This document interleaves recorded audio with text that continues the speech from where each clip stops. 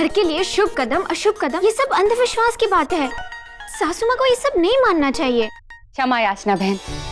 निसंदेह योग्य अयोग्य प्रचंडता से कुटुंब प्रभावित होता ही है, लेकिन अच्छी शक्ति बुरी शक्तियों का घर में प्रभाव तो पड़ता ही है, कह रही है दीदी। वैसे दीदी गलत नहीं कह रही। हमारे मौसी के गांव में एक भैंस थी, वो जब भी बछड़ा देती थी गांव के सारे बच्चे फेल हो जाते थे। ये सब सिर्फ इत्तेफाक है जिसे हम अंधविश्वास बना लेते हैं और ये बाबा लोग उसी का फायदा उठाते हैं।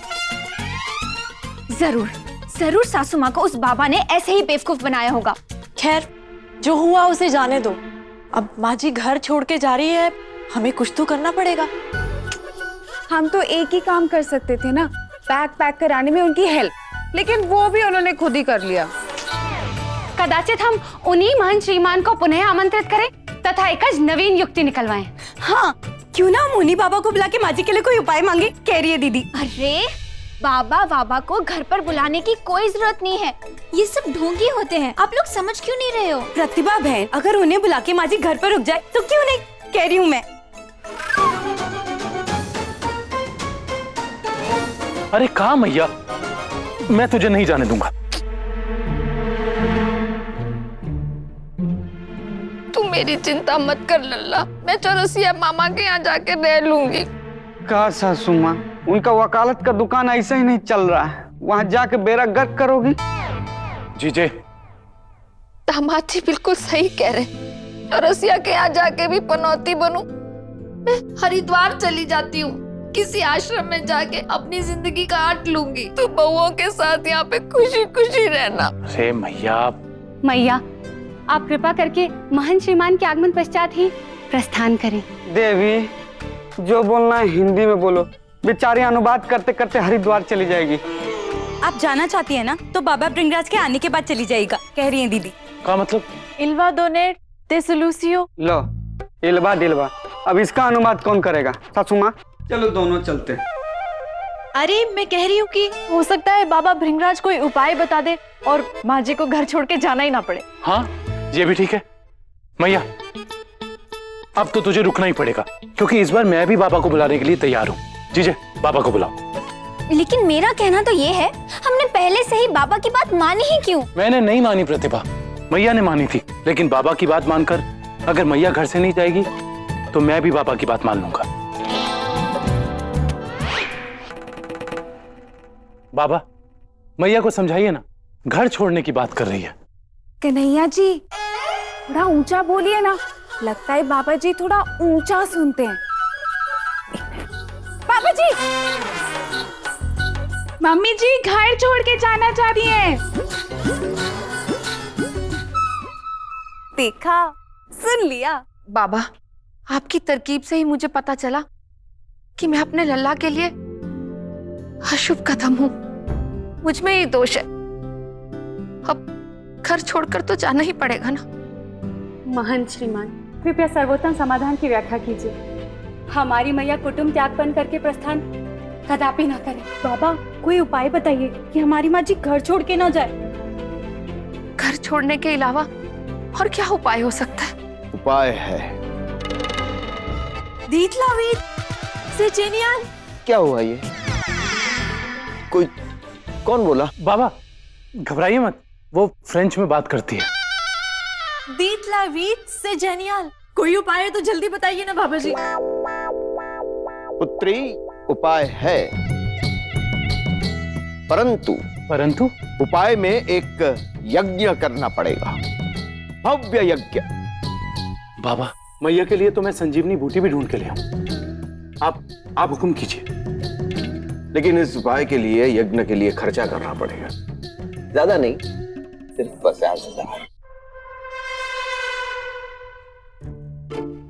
ठीक है, मैं बंदोबस्त किए देता हूं, बस मैया कहीं ना जाए, फिर 50 तो क्या, मैं तो। एक सेकंड प्रतिभा, 1 सेकंड हो गया। बाबा जी बताइए ना, आप क्या बता रहे थे? प्रणाम बाबा जी। कन्हैया जी, सासू माँ के उपाय की बात चल रही है ना? चलो अच्छा है, मैं भी किसी को लेकर आई हूँ जो सासू माँ के उपाय में हमारी मदद कर सकते हैं। बाबा, प्रतिभा तुम्हारे पापा आ रहे हैं?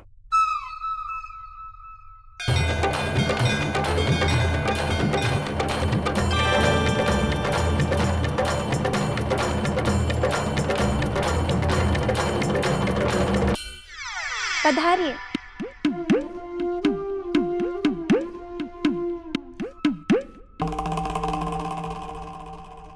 बाबा, इनसे मिलिए। ये है बाबा श्री गिरी महाराज जी।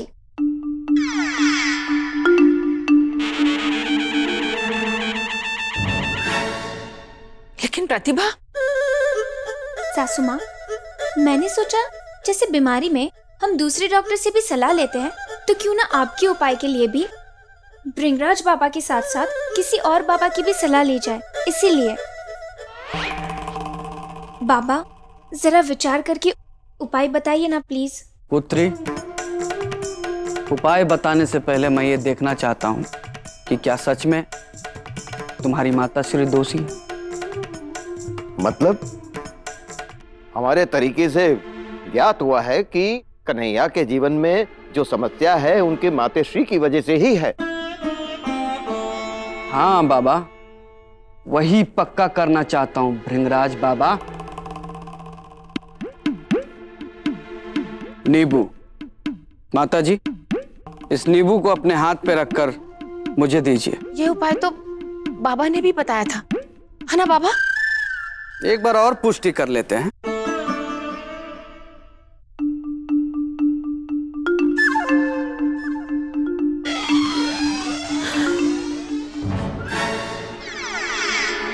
नींबू नीलू है? मेरा मतलब है नीला नींबू। नींबू नीला पड़ गया, यानी आप दोषी हैं। बाबा सही कह रहे थे, लेकिन हो सकता है कि आपके अलावा भी इस घर में और भी व्यक्ति दोषी हो।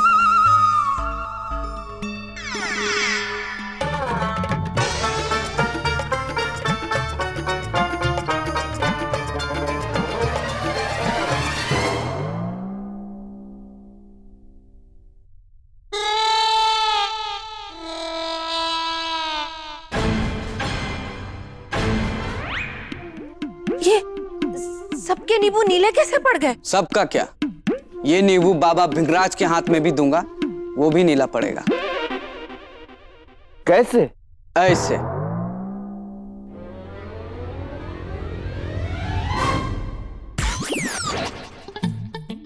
शंभू, ये कैसे हो गया बाबा? सासू माँ, इन 5 बहुओं की सासू माँ, मैं इस नींबू में केमिकल इंजेक्शन लगा कर लाया था। आप कहना क्या चाहते हैं? कहना ये चाहते हैं कि ये बाबा भृंगराज पाखंडी है। उस दिन ऐसे ही आपको नींबू देकर बेवकूफ बनाया होगा।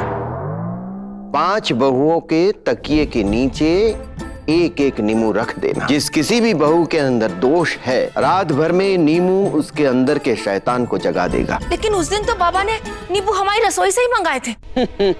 ऐसे पाखंडी बाबा के लिए हाथ की सफाई कोई बड़ी बात नहीं है।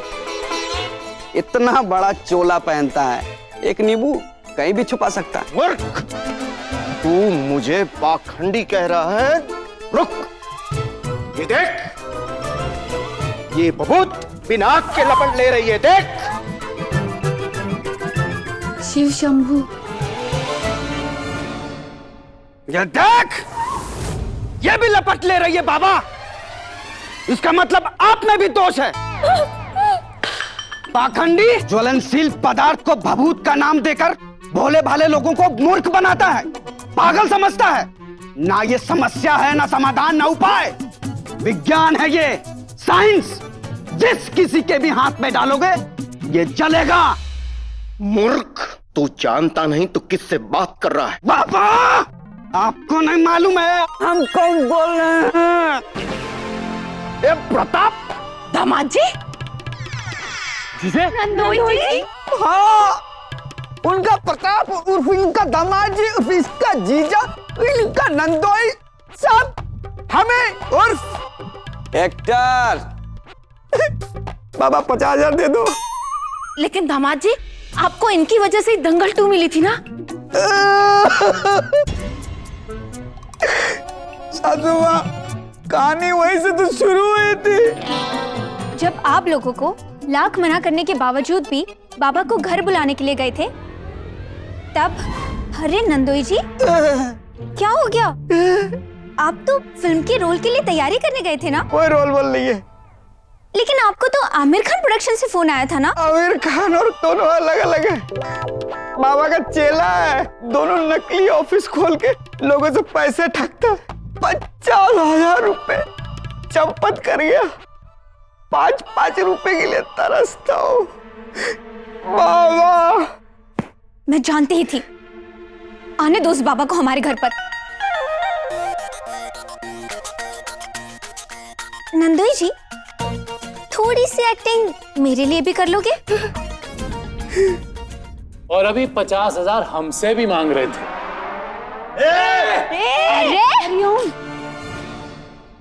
यज्ञ कराने के लिए। अपमान! इतने घोर अपमान के बाद मैं यहाँ एक क्षण भी नहीं रुकूंगा। अरे बाबा, रुकना तो पड़ेगा। अभी अपमान किया, थोड़ा सम्मान भी तो करवा लो। ले जीजिए, जरा 100 नंबर पे फोन तो लगा। डायल कर दिए, पुलिस वाला आता ही होगा इनके सम्मान में। अरे भागो भागो, पुलिस आ रही है। अरे कन्हैया जी, रुके रुके रुके। पापा जी, स्माइल। 50,000 दे दो बाबा।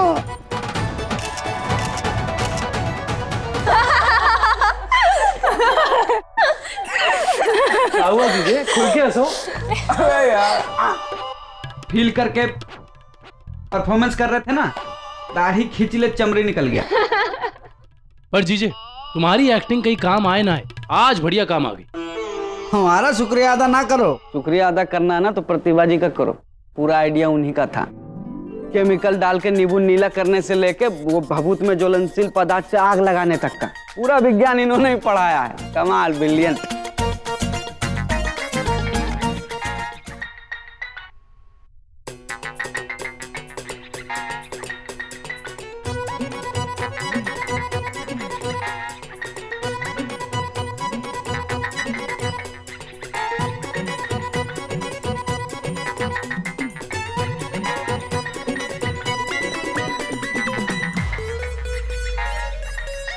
ये लीजिए मामी जी, फिर से प्रेमा की बारी।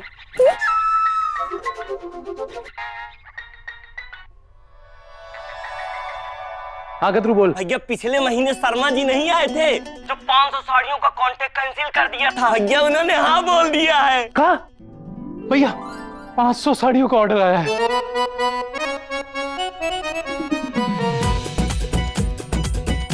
सच्ची? हाँ भैया, सच्ची। देखा भैया, तेरे साथ साथ सबने फोन पर हाथ लगाया और इतनी अच्छी खबर आई।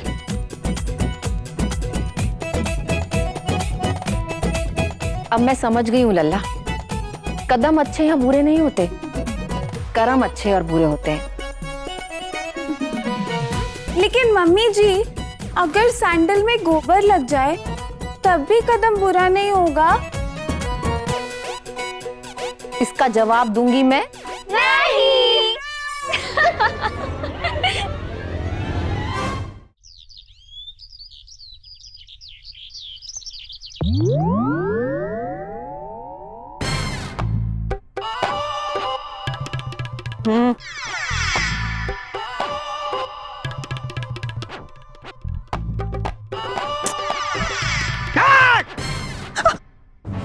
अरे ओ महाराणा प्रताप, ये तलवार कहाँ से लाए सुबह सुबह? तुमको उठाने के लिए नींद से।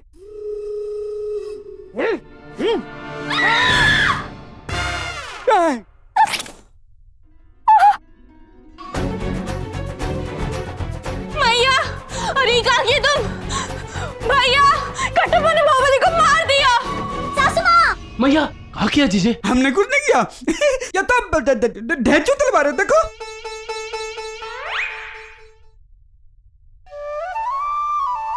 होश में आ गए, होश में आ गए। मैया, सासू माँ, हाँ वो नाटक में जादूगर का रोल कर रहे थे, उसी का प्रैक्टिस कर रहे थे। देखिए, है कि नहीं? देखिए, है ना?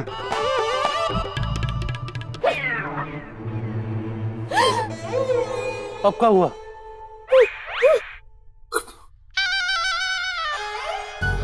प्रताप की तलवार से तो बच गई, अब ये चाय बना के लाई है मारने को। मम्मी जी। तूने फिर चाय बना दी? मुझे माफ कीजिएगा मम्मी जी, पर मैंने आज आपकी चाय बनाई नहीं। वो क्या है ना, पंजीरी ऑलरेडी आपकी चाय बना चुकी थी, लेकिन मैंने अपने चेहरे जैसे चमकते हुए बर्तन जरूर निकाले हैं। चाय पीजिए ना। चाय। Bonjour, Maji. Bonjour, cher. Ma chère, mon amour, Muko. अरे साहब को तो बड़ा लंबा गुड मॉर्निंग बोली। Good morning. सिर्फ गुड मॉर्निंग? वैसे वाली गुड मॉर्निंग नहीं कहोगे? कैसे वाली? अरे कुछ नहीं भैया, अरे कुछ नहीं, तू चाय पीना, ठंडी हो जाएगी।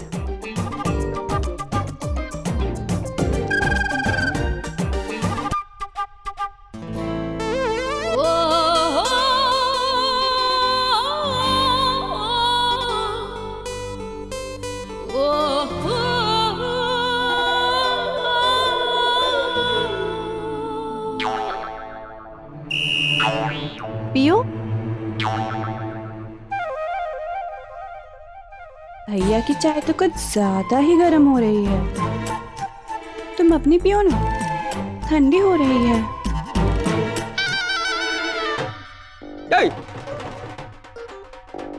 ढोल कहाँ बज रहा? मम्मी जी, कहीं हमारी छठी बहन तो नहीं आ गई? जय गुरु मंगली थी का सासू माँ? ए जीजे, जरा देखें। चलो।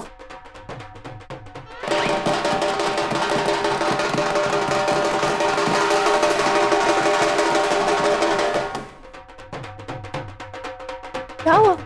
अरे भैया, वो दूसरे मोहल्ले की बलवंती आंटी। ओह, त्रिवेदी की घरवाली।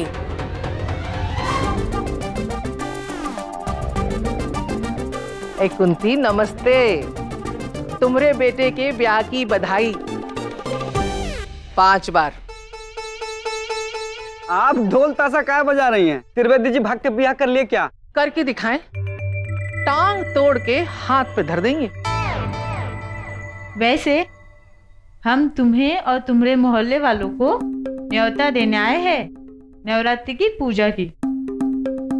इस बार अपने मोहल्ले का पंडाल हम बनाए हैं। तुम्हारे मोहल्ले में कौन बना रहा है?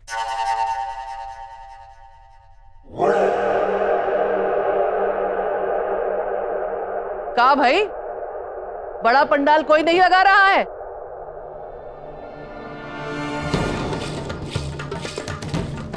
क्या नवरात्रि पंडाल प्रतियोगिता में हिस्सा लेने से डर गई हो कुंती? 2 दिन ही तो बचे हैं नवरात्रि की पूजा के लिए, अब क्या पंडाल लगेगा खाक। एक काम करो, हमरे मोहल्ले में आ जाना, हमरे पंडाल में प्रसाद भी मिलेगा और आशीर्वाद भी। आप सब भी आना। हाँ, अरे चलो। नमस्ते। कुंती, ये तो फिटकरी दिखाकर छिले पर नमक लगा गई। हाँ, अरे ये तुम्हें न्योता देने आई थी या ताना मारने आई थी?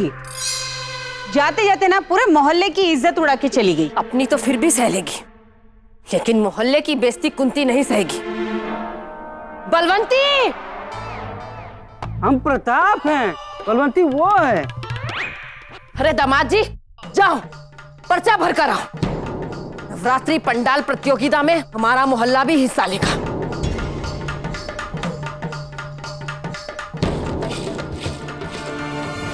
बलवंती देवी, वादा है कुंती का, अगर हमारा मोहल्ला ना जीता तो कुंती मोहल्ला छोड़ देगी। अच्छा, तब तो ये भी तय कर लो अभी से, कहाँ जाओगी? काशी या हरिद्वार? वैसे पंडाल की जिम्मेदारी किसके सर फोड़ रही हो कुंती? अपने सर पे। इस बार मोहल्ले का पंडाल मैं लगाऊंगी।